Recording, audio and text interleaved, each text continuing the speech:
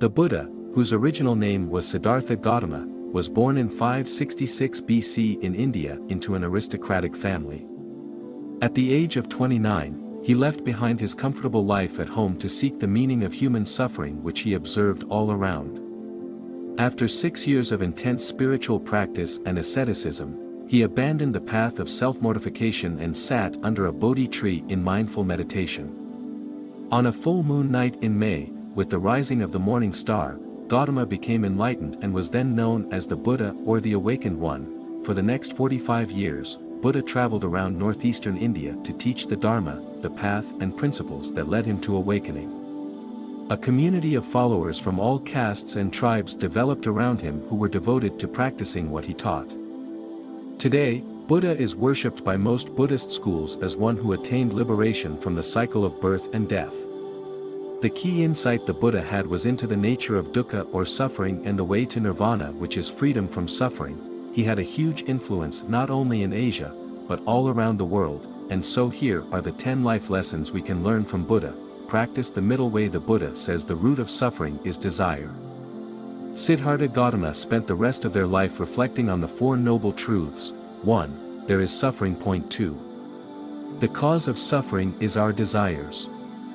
3. The solution to our suffering, then, is to release ourselves from our desires. 4. The Noble Eightfold Path that leads to our release from suffering.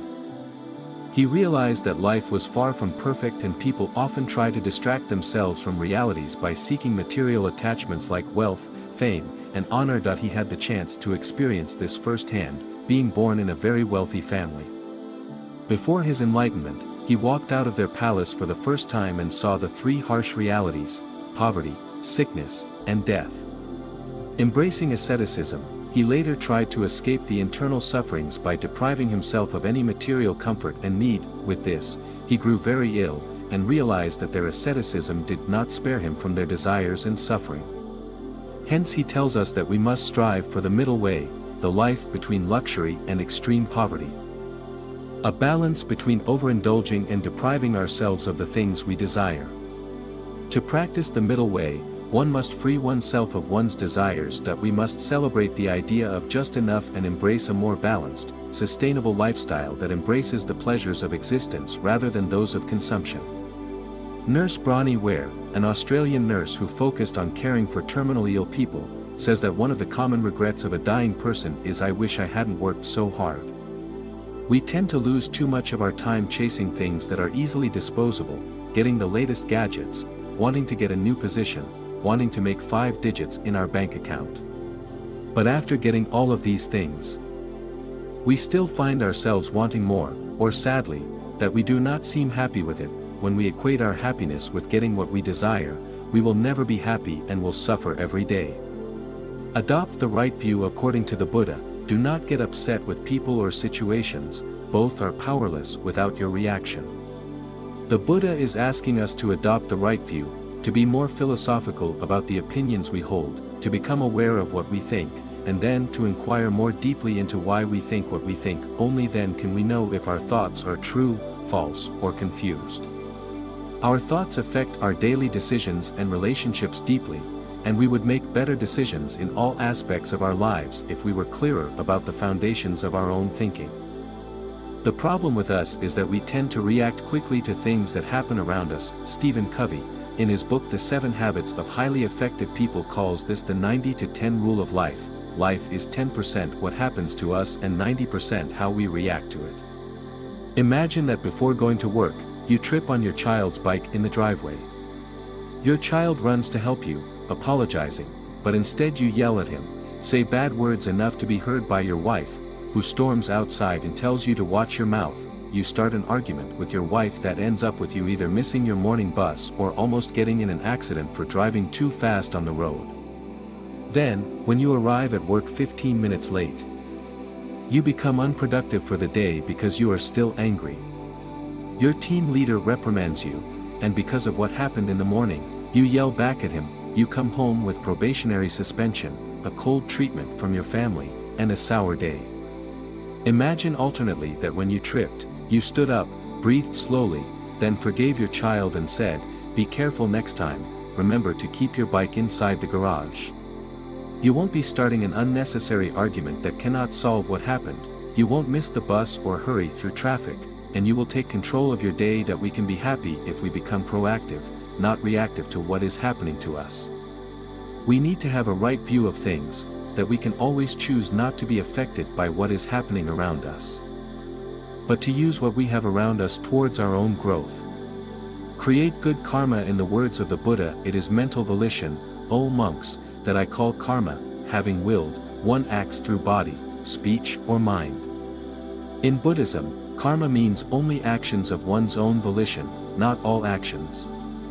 As volitions can be relatively good or bad, so the resulting karma will be good or bad. Good karma will lead to good outcomes and bad karma to bad outcomes in life.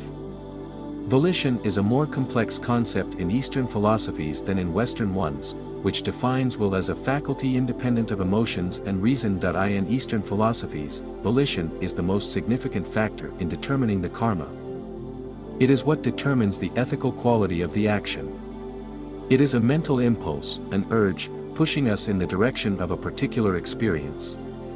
Volition is something at the crossroads between emotion and reason. A bad volition is based on a bad attitude or a bad intention, and to avoid having a bad karma, we have to align our actions to positive attitudes and intentions. In other words, we have to work firstly on our attitudes and intentions, to be clean in our thoughts and feelings. Our intentions will lead to our actions, and they can have great consequences in our life. That we need to work on ourselves in the present in order to build a better future for ourselves. As what we did in the past has echoes in the present, what we do now will have echoes in the future. If we don't study well for an exam, we may fail. If we sleep through our deadlines and delay doing our tasks, we may be late. If we eat too much, we may suffer from sickness in the future. If we indulge in smoking and alcohol, we may struggle to give them up in the years to come. But remember, if we choose to give more effort today, then we are sure to go beyond our past mistakes. If we, for example, choose to study better starting now, we still can achieve our dream job or graduate in the course we love, even if that would take longer than we planned. If we choose to make a schedule, plan how we will balance our priorities and our workload, then we can still finish and be better in our job. If we choose to start exercising, we can still live more healthily than we are now. Nothing is written in stone. Our past does not define us, and what we do today can shape our present and our future. However, to make the right changes takes effort, and this effort will not have everlasting effects unless it comes from a good attitude and good intentions, or, in other words, from a deep compassion towards ourselves and others. Live every day like it is your last. The Buddha says, ardently, do today what must be done. Who knows? Tomorrow death comes. Buddhism believes that life is a cycle of birth and rebirth, and our goal should be to liberate ourselves from that cycle of suffering. The problem is we tend to think that we have all the time in the world. We put all our efforts into a tomorrow that may not come. I'll start exercising tomorrow. I'll finish my work tomorrow. I'll call my mom tomorrow. I'll ask for forgiveness tomorrow. And that is a reality we need to face. If we learn to see that every day can be our last, we will live ardently each day, making peace with everyone, doing what we can do today, and sleep peacefully at night knowing that we lived our day to the fullest. That is why it is important to start your day right, by practicing mindfulness meditation. For example, when you focus on breathing in and breathing out, you have a direct experience of impermanence. When you meditate on your painful and sad stories, you have a direct experience of suffering. It motivates you to live in the moment. When you are eating, eat. When you are reading, read. When you are doing your job or at school, do your tasks with focus. When you are driving your car, drive your car. When you are with someone, spend that moment with them. This allows you to step away from the past and future and live in the present moment, to be where you are right now. Great things are the results of small good habits. The Buddha teaches us drop by drop is the water pot filled. Likewise, the fool, gathering it little by little, fills himself with evil. Likewise, the wise man, gathering it little by little, fills himself with good. The Buddhist approach to goodness and evil is very practical. Evil may, for a time, lead us to happiness, but all our bad actions together will eventually ripen and lead us to illness and bad experiences. So while we may suffer from time to time, even if we are good, all our good actions will eventually ripen and lead us to true happiness and goodness. According to the European Journal of Social Psychology, it takes 18 to 254 days of constant exercise and practice to develop a new habit. On whatever skill you wish to learn, you can always start today. You can't exercise for one day and immediately assume that you will be healthier all of a sudden. Starting with small things, like switching to healthier alternatives of food, brisk walking, or waking up early in the morning to stretch. In the same way, whatever bad habit you wish to change, you can always start small. Dr. Nora Fokow, director of the NIH's National Institute on Drug Abuse, suggests that the first step is to become more aware of your habits so you can develop strategies to change them. You may start by avoiding the places that can trigger your vice, like lessening your time in pubs, or try switching to healthier alternatives, choosing unsalted popcorn over a bag of potato chips, or chewing gum over reaching for a cigarette. It doesn't matter if you fail sometimes, that is part of learning. Show your wisdom in silence. The Buddha tells us no from the rivers in clefts and in crevices. Those in small channels flow noisily, the great flow silent. Whatever's not full makes noise. Whatever is full is quiet. He believed that there is always a time to speak and to listen. If one is to talk, he must talk only when he means well, and is just, endearing, and true. But one must learn to listen more, acknowledging that we do not know everything. He goes against useless chatter or those who judge arbitrarily and with their biases. In today's digital information, whenever we scroll through social media, it is easy for us to fall for fake news. Sometimes, we even justify our wrong beliefs with one YouTube video or a single article. Little knowledge is dangerous because we assume that there's an easy answer. That every other question is invalid, that we are the only ones that know the truth. It is called the wisdom paradox. Take for example the great Albert Einstein when he said the more you learn, the more you are exposed to what you don't know. Buddha reminds us that those who are wise know to listen, because they acknowledge that there are things that they do not know. A little knowledge is dangerous, because you might be so convinced with your opinion that you fail to look at the truth because you easily dismiss other people. One can share wisdom and also learn from another by listening and engaging in healthy dialogue. If in a conflict, choose compassion. According to the Buddha, hatred is never appeased by hatred in this world.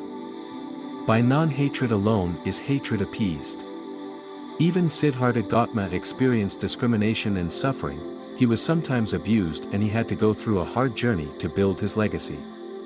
Also, other famous leaders, like Martin Luther King Jr. and Mahatma Gandhi, who had both advocated nonviolent action that led to societal changes in their corresponding countries, were victims of evil words, discrimination, and disbelief. Buddhism teaches us that the cycle of violence, of hatred, of abuse, of revenge can never be stopped with hatred. When someone insults you, and you insult back, sometimes they come back worse. When someone punches and we punch back, we go home with more bruises and wounds. Nonviolence is not just letting yourself be harassed or assaulted, it is a way to protect yourself from even greater evils. Take for example, when you are bullied by a classmate or a colleague, as long as you don't feel physically threatened, empower yourself first. Remind yourself of your goodness, that their words can never hurt you, and that you may make mistakes, you can keep trying. Remember, the bully wants you to feel angry and powerless because they are also experiencing something bad in their own life. Some practical solutions include, when a bully is approaching you, count from 1 to 100 to relax yourself, or maybe you can just walk away, or if he insults you, join in, insult yourself and laugh with him, then walk away, or you can look at them with compassion and be nice to them. Do something about it, do not keep it in, do not hide from it. Maybe asking help from authorities would help, especially if the bullying becomes serious or involves physical assault or abuse. Meditating on your own giftedness lets you see that you are more than what they say. Choose friends for quality over quantity. According to the Buddha, admirable friendship, admirable companionship, admirable camaraderie is actually the whole of the holy life. When a monk has admirable people as friends, companions, comrades, he can be expected to pursue the Noble Eightfold Path. The Buddha reminds us that it is better to seek fellowship with noble men than to associate with evil companions. The Buddha acknowledges that life is not a solitary journey. Along the way, we encounter a lot of people, but not every one of these people are good influences for us. Some bad habits are developed because of negative peer pressure. In our experiences, when we are rich or in prosperity, when we are famous or well-known, people like to be around us. But when we are in need of support, we find fewer friends to go to. We can make the decision to choose the people who can influence us to be better. Good friends are those who lead you to goodness, to virtue, to develop good habits, and not those who let you go astray, those who push you to vices. It is better to have few friends who support and care for you truly, and who work with you towards a better life. Be generous. In the words of the Buddha, thousands of candles can be lit from a single candle, and the life of the candle will not be shortened. Happiness never decreases by being shared. Buddha has always emphasized how generosity and helping each other can create great change in the world. According to various research, there is a ripple effect of kindness. Just as anger or fear can be passed on to others, so does a simple act of kindness. A simple smile to someone can inspire them to work better. A gesture of compassion can be passed on to another person. When you help someone carry their groceries, they might be inspired to open a door for a stranger. That stranger would be inspired to pass on that act of kindness by giving a lunch to a coworker, or assisting an elderly person cross the street. A lot of things can spring forth from that simple act of kindness. Buddha, however, first asks us to take care of ourselves. You cannot give what you do not have.